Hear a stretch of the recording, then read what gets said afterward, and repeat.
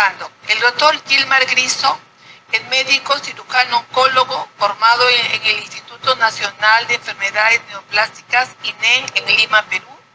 Es ginecólogo oncólogo de la subespecialidad que labora en el Hospital Edgardo Rebagliati Martis en el Servicio de Ginecología Oncológica y Mamaria Clínica.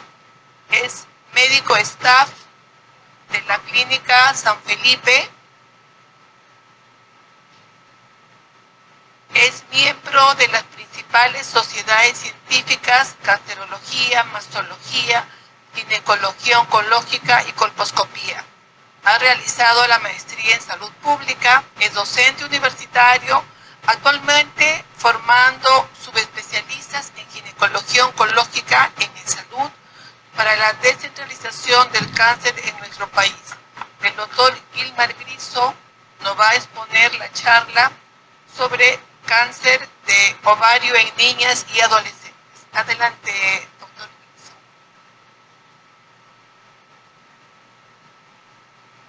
Buenas tardes.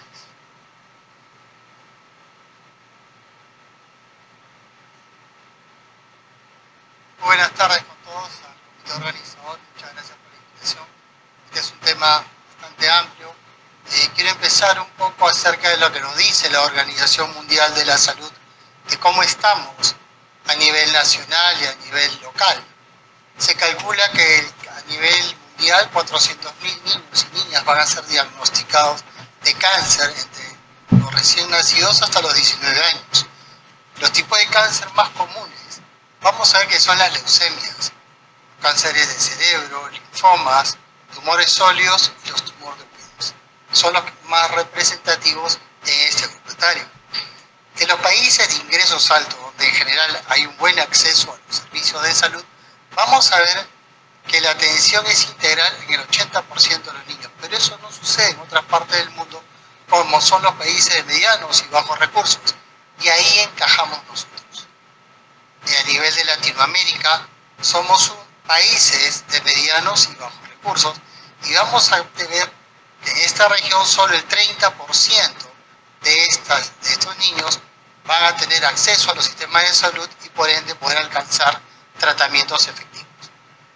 Por lo general, el cáncer, tanto en niños como en adultos, es difícil de hacer un cribado, excepto para órganos que son accesibles, como cuello uterino y mama, pero en niños en general no existe un método de cribado. Conocer los síntomas, enseñar algunos síntomas que son bastante generales, pudiera también aumentar la alarma, pero sería bueno tenerlo en cuenta con los padres. La mayoría de las neoplasias infantiles se van a curar con medicamentos genéricos, con quimioterapias que están disponibles. Sin embargo, no es accesible en todas las zonas, así también cirugías y radioterapia. Estos tratamientos son eficaces y costo efectivo en cualquier parte del mundo, incluidos los países de medianos y bajos recursos. En los países como el nuestro, las defunciones son evitables y eso se debe a que los diagnósticos son tardíos, los diagnósticos son incorrectos o hay dificultades para acceder a los sistemas de salud. La pandemia demostró una falta de atención en los pacientes y los pacientes pediátricos. Es por ello la importancia de tener en cuenta que esta enfermedad existe en estas niñas y debemos tener la presunción diagnóstica. Otro grupo van a caer por las recidivas o por la toxicidad de los fármacos. Solo el 30% de los países de bajos recursos declara que tiene a su disposición todo lo necesario para el manejo de esta población. Para impulsar una continua mejora es fundamental adoptar decisiones políticas. Es fundamental tener los registros de cáncer. Hace 2 semanas fue el Congreso Internacional de Ginecología Oncológica. Tuvimos la presencia de la doctora Ana Fagotti, presidenta de la Sociedad Europea de Ginecología. Y ella vio cómo podemos tomar decisiones cuando existen registros adecuados, que el subdiagnóstico y el subregistro sigue siendo todavía un problema en la región. Las menores tasas de supervivencia en países de ingresos bajos se debe justamente a la falta de acceso a la falta de los tratamientos como quimioterapia, cirugías y radioterapia. Vemos en este mapa de la OMS cómo casi toda Latinoamérica caemos en el grupo de medianos y bajos recursos. Solo son pocos los países que tienen a disposición. Chile, en la región, es el que mejor maneja el cáncer en niñas y adolescentes. Es de rara presentación, vamos a ver que 2.6 por 100.000 casos al año, vamos a tener menos de 200.000 niñas en todo el mundo con este tipo de neoplasias. El 10 al 30% de todas las masas ováricas de niñas detectadas hasta los 17 años son malignas. Dicho de otra manera, vamos a ver que del 90 al 70% son lesiones benignas y siempre tenemos que hacer el diagnóstico diferencial. Estos tumores representan el 1% de todas las neoplasias malignas infantiles y el 8% de todos los tumores abdominales en niños. Alrededor del 85% de todas las neoplasias malignas en preadolescentes son tumores de células germinales. Y quiero que guarden ese nombre porque lo vamos a tratar al final. 8% son carcinomas de células epiteliales, 5% tumores de los cordones y la estroma sexual y tumores esteroideas, mientras que el 1% son carcinomas de células pequeñas del ovario. Esta es la clasificación, que es bastante amplia, no me voy a detener en ello, ya lo conocemos bastante bien y están en todas las guías a disposición. Vamos a ver que los síntomas que suelen presentar estas niñas son inespecíficos. Usualmente están dando vueltas en medicina interna por dolores de tipo estomacal, distensión abdominal, cólico, llenura precoz. Eventualmente pudiera haber sangrado o irregularidades tempranas en pacientes posmenárquicas. La evaluación para garantizar un óptimo manejo deben ser estas niñas que tengan algún tipo de sospecha por una masa ovárica. Primero, no caer en soberbia y decir esto es benigno sin haberlo corroborado, sino que pedir todos los estudios y apenas tengamos ecografía con una masa sólida, mixta o con sospecha de malignidad, referirlo a un centro especializado donde se evalúen a este tipo de pacientes. Si es verdad que uno puede hacerlo, pues también podemos hacerlo mejor derivando a lugares con los especialistas, que tenga el centro con todos los especialistas. Ya que no es que se trate que yo pueda o no, sino que el manejo de estas pacientes es con un equipo multidisciplinario, donde no solamente es el ginecólogo-oncólogo, también está el genetista, el cirujano general, el urólogo, el radiólogo, las enfermeras, las psicólogas. Es un manejo conjunto. En nuestro servicio, yo trabajo en el Hospital Revalidati y en mi servicio todos los días viernes a las 12 del día hacemos este trabajo multidisciplinario para pacientes con cáncer de ovario. Todos los primeros lunes de cada mes nos reunimos con el MD Anderson para tratar estos tumores en toda la región. Y es importante la evaluación siempre multidisciplinaria. La ecografía abdominal y pélvica es la evaluación inicial donde nosotros vamos a tener una masa con esta sospecha, híbridos o mixtos. Las pautas de la Sociedad Europea de Gineco-Oncología nos dicen, ante una sospecha, hacer una resonancia magnética y una tomografía pélvica. Si es verdad que hay otras instituciones como Partner o la Sociedad Española de Oncología Médica que piden una TAC abdominopélvica y una radiografía de tórax como imagen para descartar metástasis en estas zonas. Todo paciente que tenga una sospecha debe tener todos los marcadores tumorales para estas neoplasias germinales, beta-HCG, AFP, TEA, deshidrogenasa láctica, CA125. Así también pueden existir algunos otros tipos de marcadores para lesiones específicas o pacientes que tenemos que tienen signos de producción hormonal o una pubertad precoz, pues debemos pedirle todo un set que incluye estrógenos, testosterona, etc.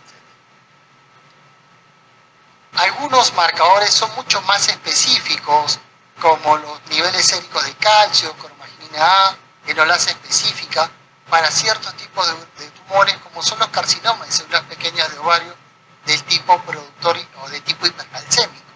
Es bastante rara esa tumoración, representa el 1% de todas las neoplasias malignas en las niñas, pero siempre es bueno tenerlo en cuenta ante una sospecha. Mientras que la hormona antimuleriana y la inhibina B pueden estar presentes en los tumores de las células de la granulosa. La biopsia diagnóstica preoperatoria nos va a hacer el diagnóstico definitivo.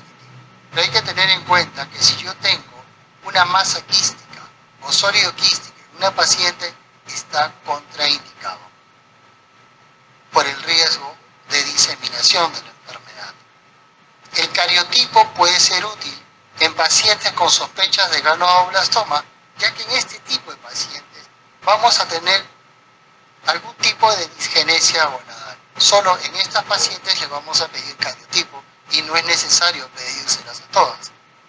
En general se debe considerar el análisis de mutaciones de la línea germinal y para esto es el asesoramiento genético y debemos tener siempre a la mano un genetista dentro de este equipo multidisciplinario.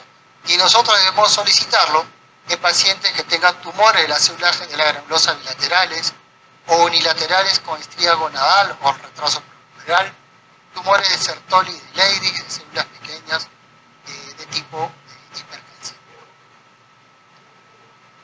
Para las pacientes con tumores de células germinales, ¿la edad del diagnóstico puede afectar el pronóstico? Sí.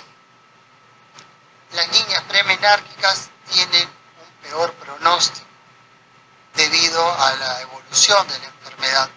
Niñas que tengan un estadio mayor a 1, la resección quirúrgica incompleta, la histología del tumor de saco victerino son factores adversos.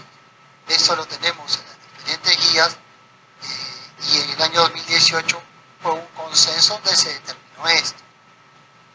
Cuando hablamos de cirugía, vamos a ver, de lo que se me queda de la charla, que esto también ha cambiado. Pacientes de los tumores de los cordones sexuales generalmente tienen un mejor pronóstico y el 20% de ellos van a recaer o pueden hacer metástasis. No significa que por tener este tipo de tumor vamos a realizar cirugías más agresivas. El estadio también se asocia a un factor de mal pronóstico para los tumores de la célula granulosa con ruptura de la cápsula intraoperatoria o un tumor mayor a 5 centímetros. Es por eso que cuando hacemos o queremos hacer cirugía mínimamente invasiva, tenemos que tener mucho cuidado en elegir a la paciente. Las pacientes deben clasificarse de acuerdo a lo que nos dice la estadificación de la FIGO. Con respecto al abordaje quirúrgico, sí, para evitar la ruptura del tumor siempre se prefiere la laparotomía. Sí es verdad que la cirugía mínimamente invasiva, la cirugía robótica, tiene acá una parte, se puede realizar, pues esta tiene que realizarse para ciertos casos individualizados, ya que no se puede realizar para todas las pacientes. La estadificación quirúrgica ya la conocemos bastante bien, va a incluir la tomado de muestras, la disección de los ganglios que veamos que sean francamente sospechosos y en todo momento lo que debemos evitar es la histerectomía, la resección de los ovarios y lo que debemos evitar es hacer las disecciones retroperitoneales, así como también las omentectomías infracólicas, ya que esto está determinado solamente para ciertos casos. Se debe brindar un asesoramiento de oncofertilidad a toda niña que va a entrar a un tratamiento con quimioterapia a base de platino. Y es que hablar de oncofertilidad, vamos a ver que la sobrevida de estas pacientes es bastante grande y el platino barre la reserva ovárica que puedan tener estas pacientes y es muy importante tener en cuenta esto antes del inicio de un tratamiento. Las adolescentes con cáncer de ovario no epitelial deben recibir tratamiento preferentemente cuando sea posible de acuerdo a los ensayos clínicos.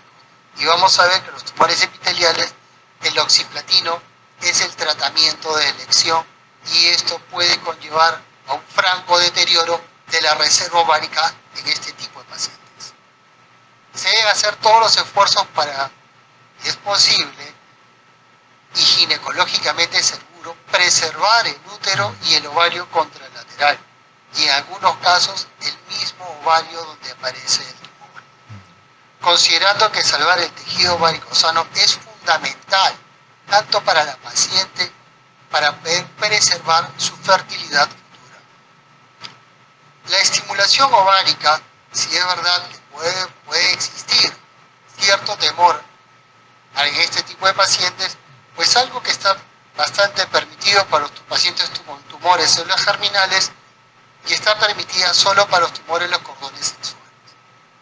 Estadios 1A y siempre bajo manejo multidisciplinario y bajo botas médicas.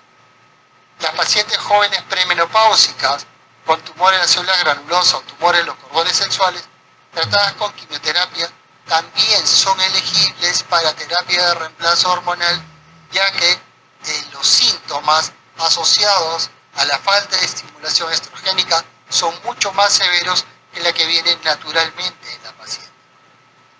El seguimiento regular y específico a largo plazo de estas pacientes es esencial para valorar la respuesta al tratamiento.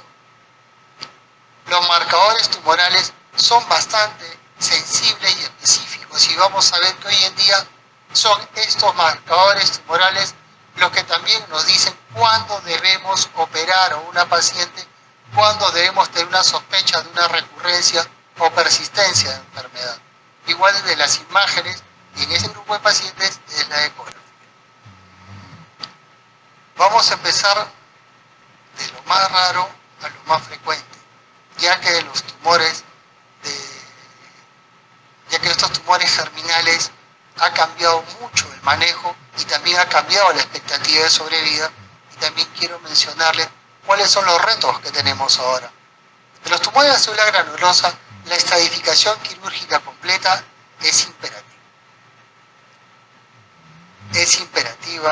imperativa, pero preservando la fertilidad. No debemos sacar el útero. Si el otro ovario es macroscópicamente sano, no debemos invadirlo. Solamente el ovario donde está comprometido.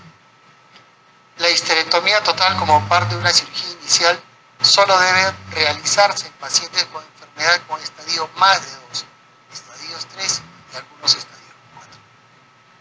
Y esto siempre bajo junta médica multidisciplinaria. Las pacientes con enfermedad de estadio 1A confirmada deben ser tratadas únicamente con cirugía.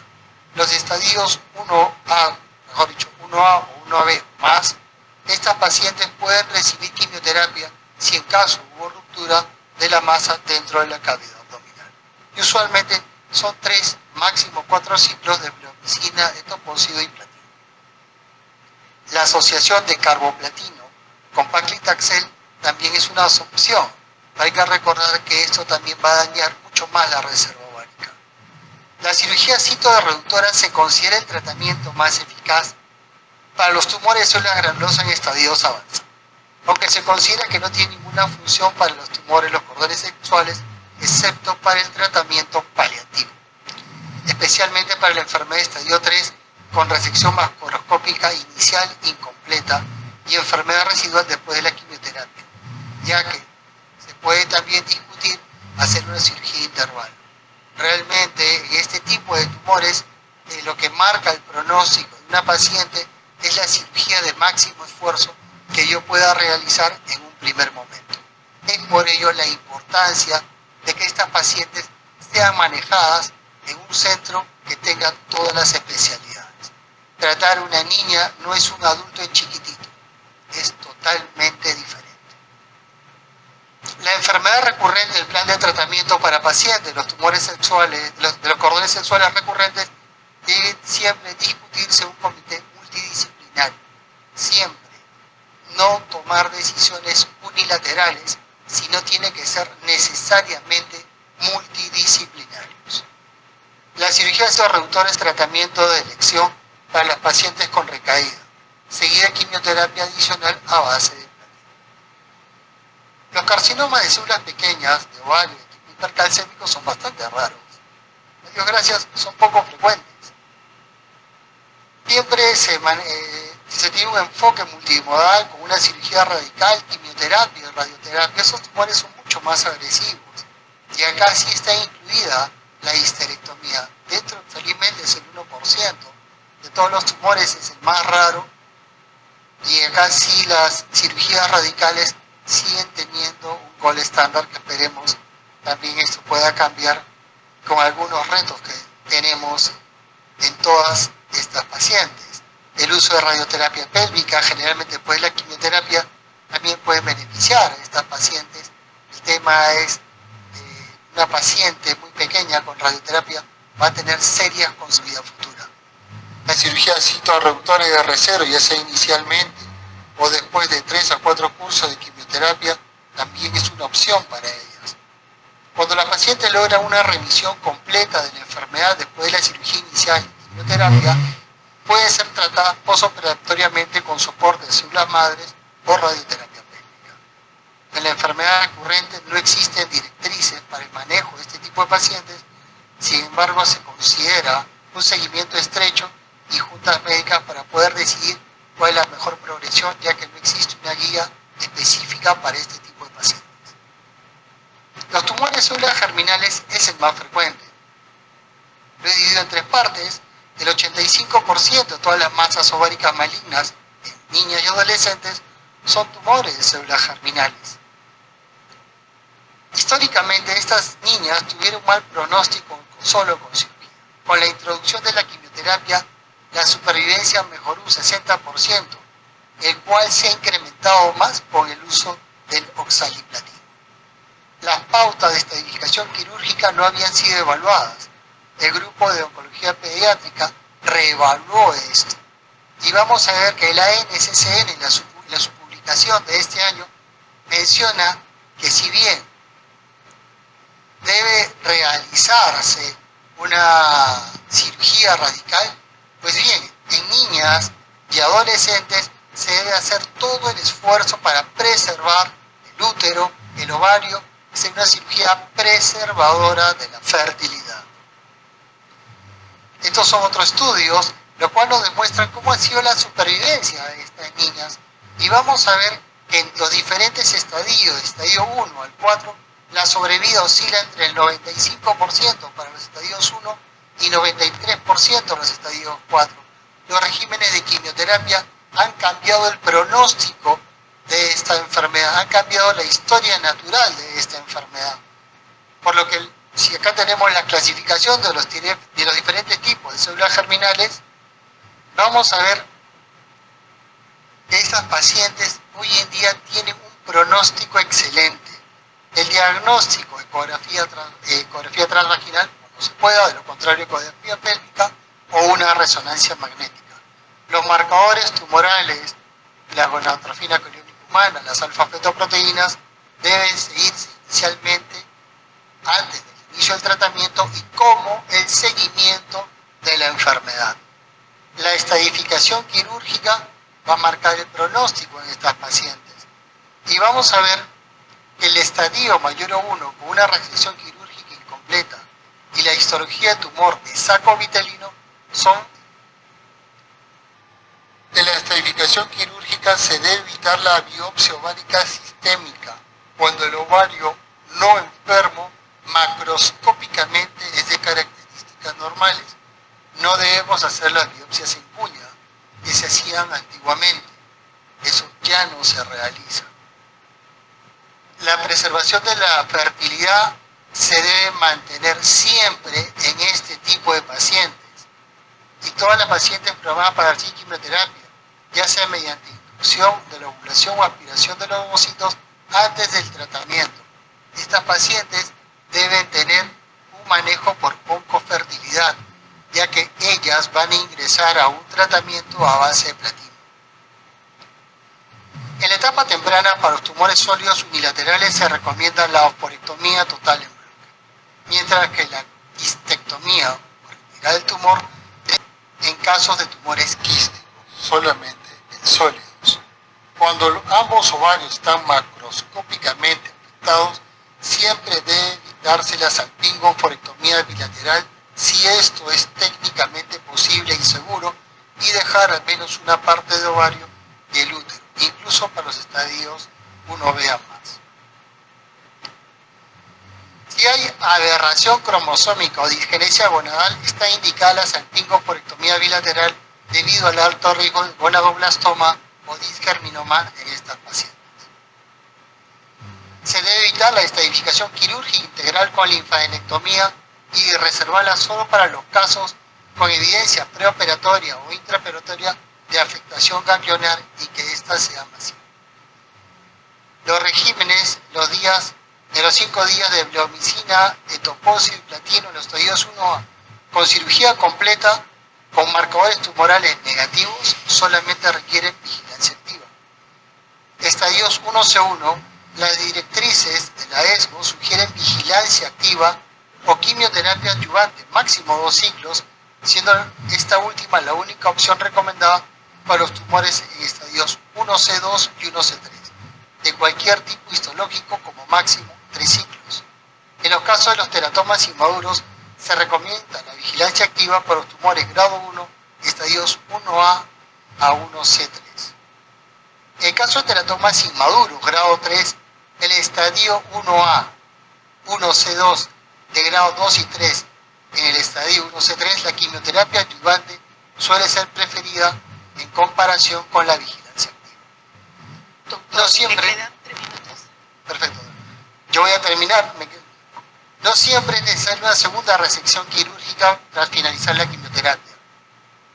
Vamos a avanzar esto un poco porque quiero llegar a esta tabla. Y con esto y la que sigue termino. Los disgerminomas estadios 1A siempre se debe preservar la fertilidad, incluyendo hasta los estadios 3A con actividad con vigilancia activa. Estadios 1B-C1 con una cirugía adecuada, con un estadiaje adecuado, también vigilante. Si el estadiaje no fue adecuado, estas pacientes te van a beneficiar con quimioterapia de 3 a 4 cursos. En los estadios 3A a 4, una cirugía de bulking preservadora en la fertilidad está indicado. En menores de 40 años, 3 cursos a 4 de BEP y luego seguimiento. En mayores de 40 años, estas pacientes se van a cirugía radical y quimioterapia. Para los teratomas inmaduros, estadio 1A, G1, G2, G3, 1B y C2, se debe preservar la fertilidad cuando quirúrgicamente es por una vigilancia. Si los pacientes no fueron estadificados adecuadamente con marcadores tumorales, fueron estadificados adecuadamente con marcadores negativos, también van a vigilancia activa. Pero si no tuvieron una cirugía adecuada, quimioterapia y vigilancia. En los estadios 3, 2A a 4, cirugía de bulking con preservación de la fertilidad, quimioterapia, cirugía citoreductora, si fuese el caso, y luego seguimiento. Para terminar, los nuevos desafíos. ¿Qué tenemos? Las mutaciones genéticas. Hoy en día, las pacientes adultas con tumores epiteliales, con cáncer de ovario, tipo epitelial, que tengan mutado de BRCA1, son tributarias de manejo como alaparib. Y estas pacientes se les ha cambiado la expectativa de sobrevida. Antes, a 3 años, solo llegaban vivas el 50%. Ahora, a 7 años, tenemos vivas en el 80%. Mutaciones del PDL1, mutaciones de KIT, KRAS, GATA4, GATA6, son también nuevos desafíos que tenemos en las mutaciones de estas pacientes pediátricas para la introducción del manejo con inmunoterapia. Vamos a pasar esto, yo ya termino acá. Para terminar los consensos, cuando tenemos una presentación inicial versus recurrencia. Cuando tenemos la alfa-fetoproteinina alta en una etapa temprana, con el estadio clínico temprano, es una vigilancia activa para los teratomas inmaduros puros. AFP alta en etapa avanzada, quimioterapia adulta. En recurrencia, solo en los casos en que se produce una recurrencia en el ovario contralateral, se recomienda la decisión siempre preservando la fertilidad. Tenemos acá algunos tumores productores Los tumores germinales es prácticamente lo mismo. Y para terminar, la recurrencia es del 10% en los 2 primeros años. Los pacientes con marcadores tumorales positivos e imágenes negativas siempre debemos excluir la enfermedad. Siempre en recurrencia, biopsia confirmatoria. Si recibió quimioterapia previamente, evaluar la sensibilidad al platino. Cirugía citoreductora secundaria es controversial entre hematoma inmaduro puro y el régimen de quimioterapia para la recurrencia, lomicina, etoposio y platino. Quimioterapia, rescate a dosis altas, aumenta la tasa de mortalidad, pero eso es siempre algo que se evalúa, y la radioterapia como última opción a tomar en estos tipos de pacientes. Este es el congreso que tuvimos hace 2 semanas. Acá estamos con la doctora Favotti, el doctor Zapardiel, me acuerdo el nombre, este doctor argentino, Altote, una bellísima persona, que nos acompañaron en el congreso hace 2 semanas aquí en Perú, en el congreso de ginecología oncológica, y donde nos dejaron este mensaje de poder participar en este congreso que va a ser, tenemos el 28 de octubre para presentar los trabajos, y estar el próximo año en Roma del 20 al 23 de febrero del próximo año para el Congreso Mundial de la Sociedad Europea de Ginecología Oncológica, donde también se van a tratar temas de oncología pediátrica. A todos, muchas gracias. Bueno, felicitar al doctor Griso por su excelente conferencia. ¿Hay alguna pregunta en el auditorio?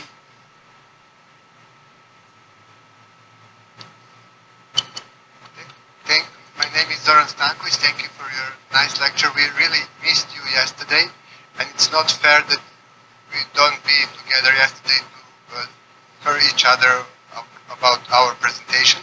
I agree with you. The very difficult cases you put at the start of the presentation, and the most common you put at the end of the presentation. And I want just to comment about tumor enucleation and ovarian preservation in malignancy. It is possible, depends of the presence of normal ovarian tissue surrounding the tumor. Thank you. Sí, le entendí, doctor, el inglés. Lo leo, lo entiendo más de lo que lo hablo. Pero le entendí acerca de la cirugía preservadora, si mal no le entendí. Me habló de la cirugía preservadora, ¿correcto? I said that in some cases, rare cases, including ovarian malignant cases, ovarian preservation is possible, Sí, claro. Sí. depending of the ultrasound sign of presence of normal ovarian tissue surrounding the tumor, ovarian crescent sign. I speak yesterday about that.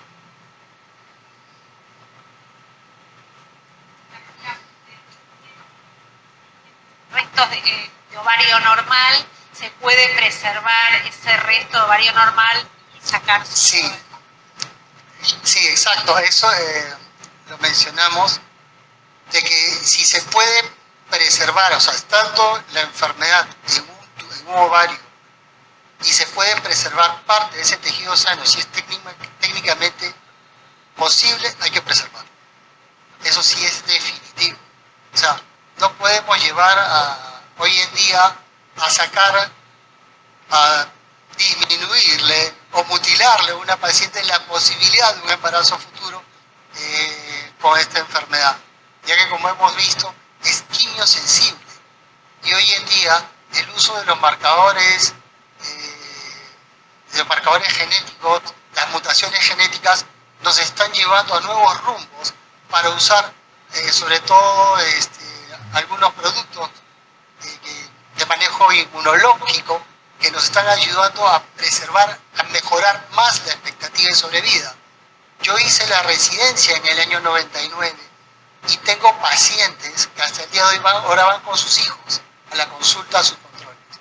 Es una enfermedad que la quimioterapia los trata muy bien y no podemos ser mutilantes. O sea, sí es verdad, somos cirujanos, pero no podemos ser exagerados en nuestro tratamiento, ya que el cáncer de niñas y adolescentes es muy diferente a una mujer adulta.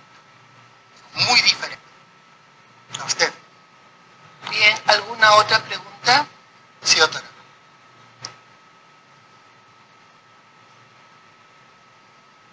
Gracias, doctor, por su brillante conferencia.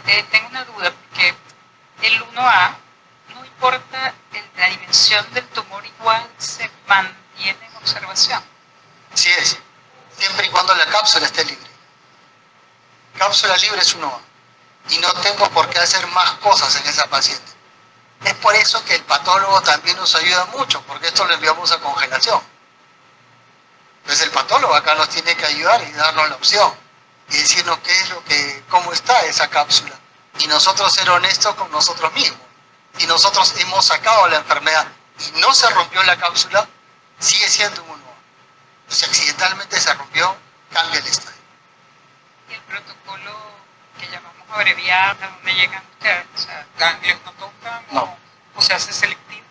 No, si nosotros durante la cirugía encontramos un ganglio sospechoso, lo enviamos a congelación. Lo enviamos a congelación y definimos si es o no maligno. Y es más, si fuese malignidad, tenemos solamente que hacer el diagnóstico, ya que esta cirugía es de estadificación. Gracias. Bueno, ¿alguna otra pregunta? Entonces, damos por terminada esta conferencia.